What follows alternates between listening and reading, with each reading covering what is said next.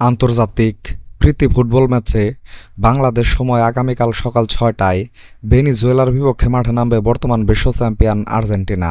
খেলাটা আপনারা টিভিতে কোনো চ্যানেলে দেখতে পারবেন না, তবে আপনারা মোবাইলে খেলাটি দেখতে পারবেন এইচডি স্টেম জেড অ্যাপ ও স্পোর্টজিফাই অ্যাপে।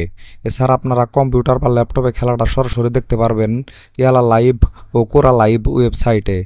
বর্তমানে ফিফা র্যাঙ্কিংয়ে ৩ নম্বর অবস্থান করছে আর্জেন্টিনা, অপরদিকে ফিফা র্যাঙ্কিংয়ে ৪৯ নম্বর অবস্থান করছে ভেনেজুয়েলা।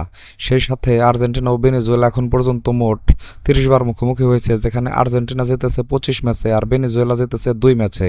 সাথে ড্র হয়েছে বাকি ৩টি ম্যাচ।